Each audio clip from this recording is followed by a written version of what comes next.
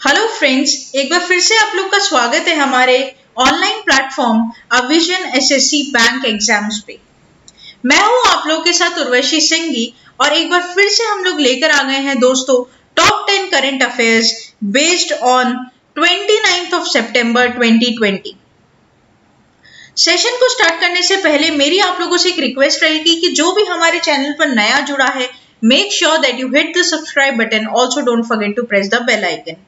Also share this video with your friends as well। सिर्फ इतना ही नहीं दोस्तों, अविजन एक और बहुत ही बड़ा सरप्राइज आप लोग के साथ शेयर करना चाहता है और वो ये है कि जैसे कि आप लोग को पता है IBPS PO का नोटिफिकेशन आउट हो चुका है दोस्तों। तो यहाँ पर IBPS PO का क्रैश कोर्स अविजन लॉन्च कर चुका है। जो भी बच्चा अपने आप को, जो भी स्टूडेंट अपने आप को avision.co.in पर जाकर, कहां पर, avision.co.in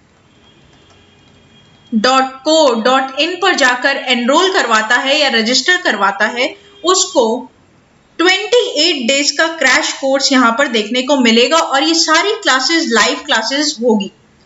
सिर्फ इतना ही नहीं दोस्तों, लाइव क्लासेस में आपको यहां पर PDF, हैंडआउट्स और फेस टू फेस या फिर प्रायर टू प्रायर फैकल्टी के साथ अपने क्वेरीज को सॉल्व करने का सेशंस भी या फिर मौका भी मिलेगा।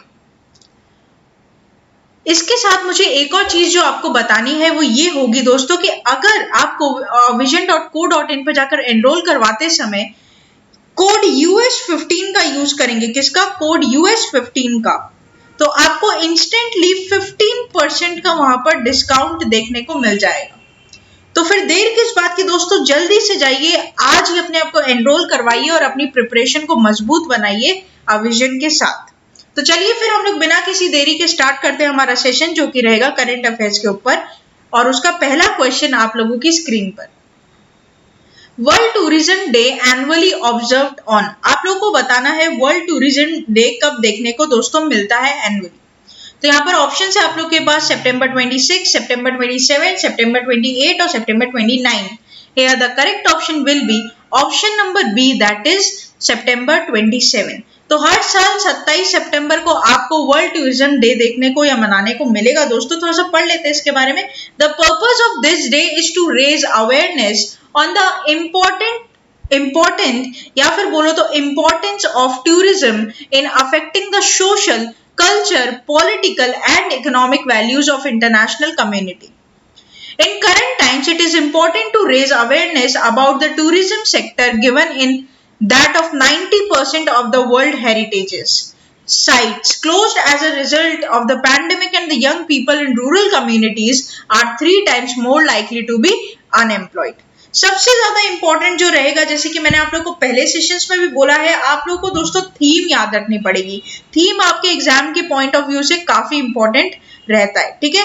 आपके लिए यहाँ पर थीम याद करना जरूरी है। तो इस साल 2020 का वर्ल्ड टूरिज्म डे का थीम आपका क्या है, टूरिज्म एंड रूरल डेवलपमेंट। क्या है, टूरिज्म एंड रूरल डेवलपमेंट। ये बात आप लोग को यहाँ पर क्या रखनी है, याद रखनी है। नेक्स्ट चलते हैं क्वेश्चन नंबर 2 के ऊपर। Who has won the Formula 1 Russian Grand Prix 2020? Lewis Hamilton, Lando Norris, Max Verstappen or Valtteri Bottas? Here the correct option will be option number D, that is Valtteri Bottas. तो पढ़ लेते हैं इनके बारे में। Valtteri Bottas wins Russian Grand Prix 2020. For so long the benchmark for almost flawless execution, it is almost disconcerting when all the conquering Mercedes team are found floundering with what must be considered schoolboy errors. Expectation of celebrations of Lewis Hamilton in matching Michael Schumacher's record in 91 wins at the Russian Grand Prix turned to bitter ashes when he took penalties before even turning to a wheel in anger. तो यहाँ पर दोस्तों आप लोगों को जो ध्यान रखना है वो ये बात ध्यान रखनी है कि वॉल्टरी बोटस ने क्या किया है, इस टाइटल को जीता है। He wins the Russian Grand Prix 2020। Plus यहाँ पर जो लुइस हैमिल्टन है, वैसे तो ये इनसे ज्यादा उच्च स्तर पे माने जाते हैं, लेकिन इस साल इनके हाथ ये सफलता नहीं लगी और यहाँ पर ये कौन जीते हैं, वॉल्टरी बोटास। ठीक है। अगर नंबर 1 प्लेयर की बात की जाए फॉर्मूला 1 में नंबर 1 प्लेयर की बात की जाए तो वो लुइस हैमिल्टन ही रहेंगे दोस्तों, ठीक है, ये बात ध्यान रखना। नेक्स्ट चलते हैं क्वेश्चन नंबर 3 के ऊपर। Name the Bollywood actor who recently appointed as a brand ambassador of CEAT. CEAT के ब्रांड एम्बेसडर कौन से बॉलीवुड एक्टर है, ये बात आप लोग को बतानी है। Salman Khan, Shahrukh Khan, Aamir Khan, Ranbir Kapoor. Here the correct option will be option number C, that is Aamir Khan. तो पढ़ लेते हैं एक बार। Bollywood actor Aamir Khan becomes the brand ambassador of CEAT. ठीक है दोस्तों, तो सीएट के यहाँ पर ब्रांड एम्बेसडर किसको बना दिया गया है, तो आमिर खान को यहाँ पर नियुक्त किया गया है। A tire company of RPG Enterprises Rama Prasad Goenka Group CEAT Limited has signed Indian actor Aamir Khan as its brand ambassador for 2 years.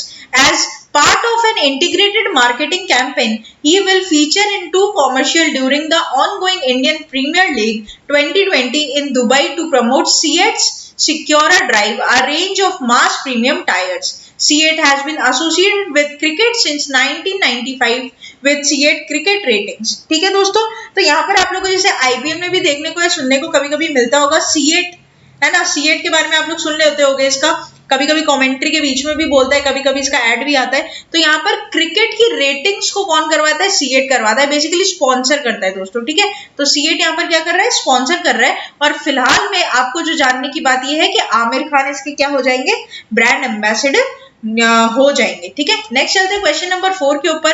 According to World Risk Report, according to World Risk Report 2020, what is the position at which India ranked. आपको बतानी है India की, किसकी, India की यहाँ पर जो rank है वो क्या है। तो आपके ऑप्शन है 85th, 86th, 88th और 89th। Here the correct option will be option number D, that is 89th rank पर यहाँ पर इंडिया आया है। World Risk Index WRI 2020, India has been ranked 89th spot among the 181 countries। 181 countries में India कौन से स्थान पर है दोस्तों, तो 89th स्थान पर इंडिया है। India is behind Sri Lanka, Bhutan, Maldives in terms of abilities to cope up with the extreme disaster, lack of adaptive capacities and the preparedness to deal with the extreme events। According to the report, the global hotspots are in the Oceania, Southeast Asia, Central America, West and Central Africa। और दोस्तों मैं आप लोग को बता भी दूं कि इस साल 2020 में भी बहुत सारे ऐसे नेचुरल डिजास्टर्स हुए, जैसे वेस्ट बंगाल में आम्फान का आना हुआ, उससे काफी ज्यादा प्रॉब्लम हुई, प्लस आप लोगों की कई जगह बहुत ज्यादा फ्लड्स भी आई, ठीक है। तो ये बात भी आप लोग क्या करोगे, ध्यान रखोगे। 2020 वाज एक कोविड-19 की वजह से भी बोला जाता है कि ये तो अपने आप में एक बहुत बड़ा डिजास्टर है, ठीक है दोस्तों। तो नेक्स्ट चलते हैं क्वेश्चन नंबर 5 के ऊपर। World rabies day is observed globally on 26 September, 27 September, 28 September, 29 September। Here the correct option will be option number C, that is 28 September। ठीक है दोस्तों, तो यहाँ पर जो आपका करेक्ट ऑप्शन हो जाएगा वो क्या हो जाएगा, ऑप्शन नंबर सी।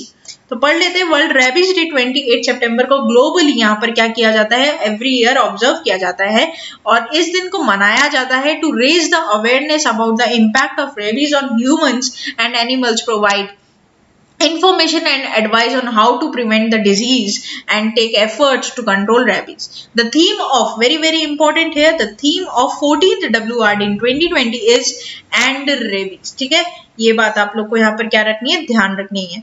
तो यहाँ पर आप लोग को याद क्या रखना है कि कब मनाया जाता है, तो 28 सितंबर को दोस्तों मनाया जाता है, प्लस इसकी थीम। तो थीम आपकी क्या हो जाएगी, एंड रेबीज। ठीक है, नेक्स्ट चलते हैं हम लोग। Jaswant Singh belongs to which field. Jaswant Singh आपकी कौन से फील्ड से बिलोंग करते हैं, तो politician, actor, singer, chef. Here the correct option will be option number A, that is politician. तो दोस्तों यहाँ पर एक ऑब्जर्वेटरी है जो आपके लिए इंपॉर्टेंट रहेगी। तो former union minister or in the Atal Bihari Vajpayee cabinet who held the crucial portfolios of external affairs, defense and finance, died after a prolonged illness on Sunday morning. Having joined the Bharatiya Janata Party as one of its early founding members after serving the Indian Army, Singh had bitter falling out with his party in 2014 when he was denied a Lok Sabha ticket for his choice from Barmer in Rajasthan. He contested the 2014 general election which was his last and independent but lost. तो यहाँ पर दोस्तों क्या हो गया, जसवंत सिंह का क्या हो गया, निधन हो चुका है दोस्तों संडे मॉर्निंग को, और ये काफी पुरानी बीमारी से जूझ रहे थे एंड फाइनली इनका क्या हो चुका है, निधन हो चुका है। नेक्स्ट चलते हैं क्वेश्चन नंबर 7 के ऊपर। What is the capital of Lebanon? Lebanon की कैपिटल आप लोग को बतानी है, तो ऑप्शन है अरसाल, बेरट, डोरिस और Taraya. Here the correct option will be option number B, that is Beirut. तो पढ़ लेते हैं एक बार। Lebanon's PM designate Mustafa Adib steps down. तो बेसिकली दोस्तों यहाँ पर प्राइम मिनिस्टर जो है लेबनान के, उन्होंने मुस्तफा अदीब, उन्होंने क्या किया, अपना रिटायरमेंट, अपना रेजिग्नेशन, सॉरी रिटायरमेंट नहीं, रेजिग्नेशन क्या कर दिया, अनाउंस कर दिया after his efforts to line up and non partisan cabinet ran into trouble particularly over who would run the finance ministry।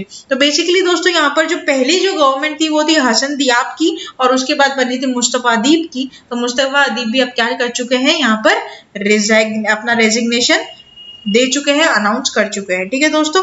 बेरट port blast on August 4 that killed some 200 people and left 1000 homeless. ठीक है दोस्तों। तो यहाँ पर एक explosive फटा था, आप लोग को ध्यान होना चाहिए। August 4 को एक एक्सप्लोजिव बॉम्ब यहाँ पर क्या हुआ था, फट गया था, जिसकी वजह से काफी लोग मरे और काफी लोगों के घर क्या हो गए, बर्बाद हो गए। नेक्स्ट चलते हैं क्वेश्चन नंबर 8 के ऊपर। Which commercial bank launch new branded contactless credit card on RuPay platform? Axis Bank, ICICI Bank, Bandhan Bank और SBI Bank। Here the correct option will be option number D, that is State Bank of India। तो दोस्तों state bank of India की अगर मैं बात करूं तो state bank of India,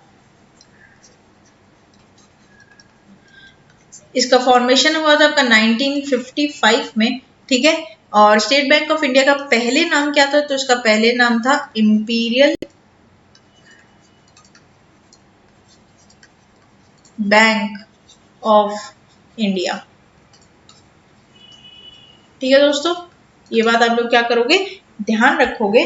और इसके बाद आप लोग मुझे कमेंट सेक्शन में ये लिखकर बताओगे कि इसके सीईओ का क्या नाम है, प्लस इसका हेडक्वार्टर कहाँ पर लोकेटेड है। ये आप लोग के लिए क्या रहेगा, होमवर्क रहेगा।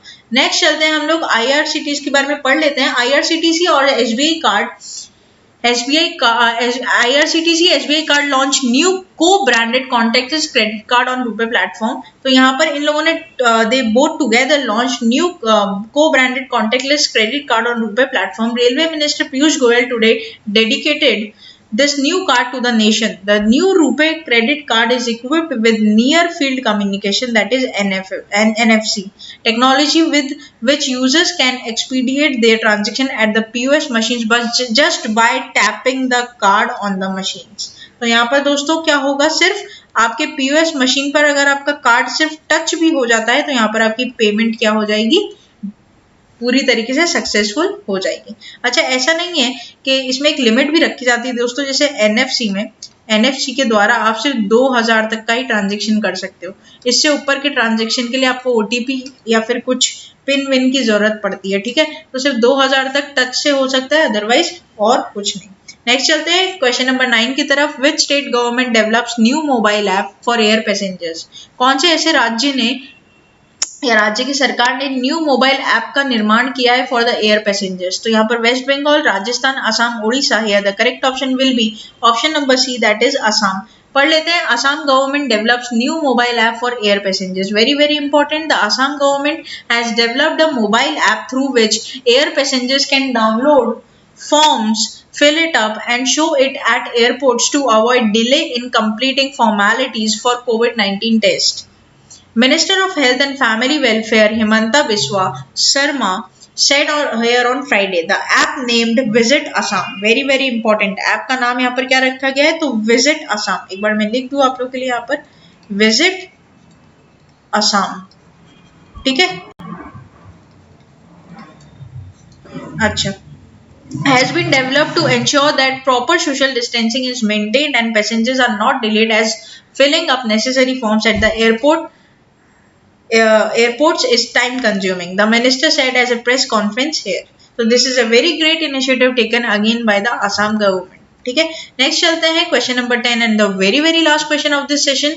विच state DGP test positive for corona virus? कौन से स्टेट के डीजीपी का कोविड जो वायरस का टेस्ट है वो पॉजिटिव पाया गया दोस्तों, ये बताना है आपको। Arunachal Pradesh, Assam, Goa, West Bengal. Here the correct option will be option number C, that is Goa. तो पढ़ लेते हैं। गोवा डीजीपी मुकेश कुमार मीना, क्या नाम है, मुकेश कुमार मीना का टेस्ट पॉजिटिव पाया गया है, कोरोना वायरस से संक्रमित ये है। Goa director general of police DGP Mukesh Kumar Meena on Monday tested COVID-19 positive. Meena has been admitted to the private hospital of treatment. Speaking to the DGP said that he was suffering from fever, due to which he opted for COVID-19 test. The test result was positive and he added he had taken the charge of Goa police in जुलाई। ठीक है दोस्तों, तो ये थे आप लोगों की कुछ top 10 current affairs based on 29 सितंबर 2020। आशा करते हैं कि सेशन आप लोग को अच्छा लगा होगा। सेशन अच्छा लगा है तो सेशन को लाइक करना मत भूलिएगा, चैनल को सब्सक्राइब कर लीजिए जल्दी से और अपने दोस्तों के साथ वीडियोस को शेयर कर दीजिए ताकि जितने भी आगे आने वाले एग्जाम एस्पिरेंट्स है उनको इन सारे वीडियोस का क्या हो सके, फायदा हो सके दोस्तों। ठीक है, तो चलो फिर बने रहो हमारे साथ। Thank you so much and have a nice day.